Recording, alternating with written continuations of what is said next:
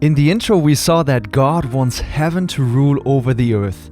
In Acts, he shows us how he separates some people from the nation of Israel and later from elsewhere to be that heavenly part of the future kingdom. So as the cloud in Ezekiel left the temple slowly, God will also leave Israel as a nation in stages. We will see three distinct steps which correlate with the last words of the Lord Jesus. You shall be witnesses to me in Jerusalem and in all Judea and Samaria and to the end of the earth. So, in the first part, I want to show you how God was still offering the kingdom to Israel, because till chapter 8, all converts will be exclusively Jews. And in the first chapter, Matthias is chosen to replace Judas in order to rule the 12 tribes of Israel. Right after, the Holy Spirit comes down as promised in the Old Testament, and this already foretells the judgment of unbelieving Israel.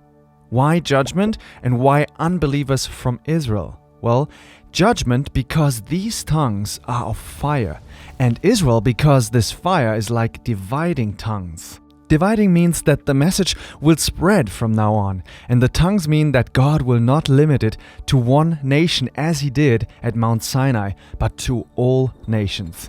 And this precisely is what happens. The Jews who were expats in different countries hear them all speak in the foreign languages of these countries, and 3,000 people are saved instead of 3,000 being killed like when the law was given in Sinai. So everyone realizes a new period in God's history is starting. And God legitimizes the new movement by giving his servants superpowers for the very beginning of this new period.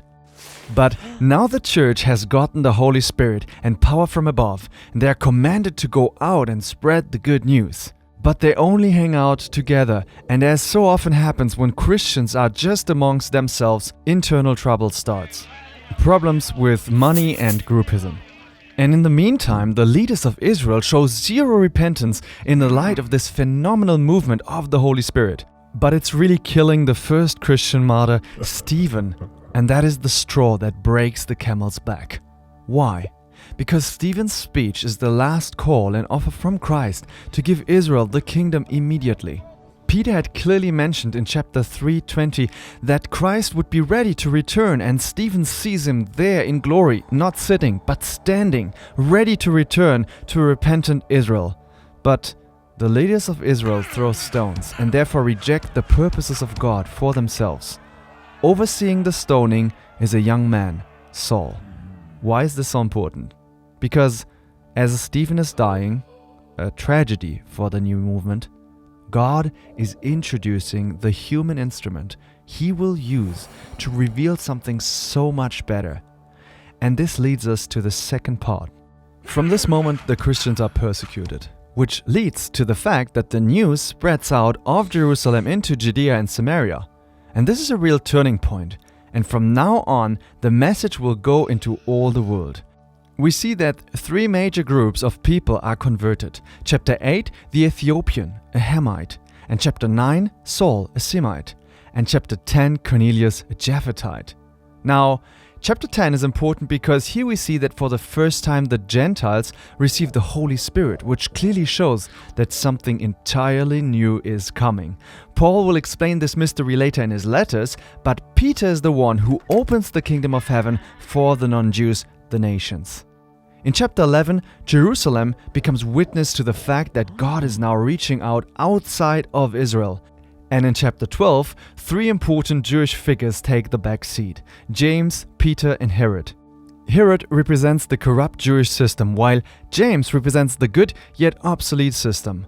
Both die. Peter is a picture of the old system merging into the new. However, Paul, the apostle of the Gentiles, will have predominance from this moment on. And their message to the Jews in chapter 13 is very clear. It was necessary that the word of God should be spoken to you first. That's the Jews. But since you rejected and judge yourself unworthy of eternal life, behold, we are turning to the Gentiles. The next step is that Jerusalem tries to impose its Jewishness on Antioch, but the Holy Spirit reveals that they are in denial and sets Antioch, and thereby the nations, free. Meanwhile, the gospel advances through Paul as far as Europe, while the Jews persecute him intensely, driven by jealousy.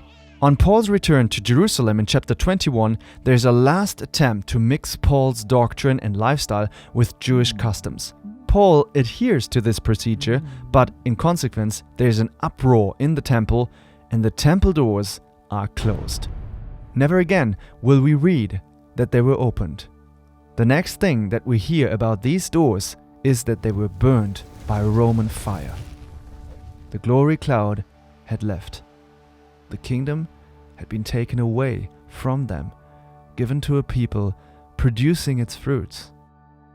Paul went to Rome to testify before the emperor. He laid down his life for the master he loved, but his words conquered the empire. Alright, that's it. Thank you so much for watching this all-in-one video. I hope you liked it. Check out if there's already a workbook below in the description, and please share this video. We would greatly appreciate that. This is what fighting the good fight looks like in 2019, sharing videos.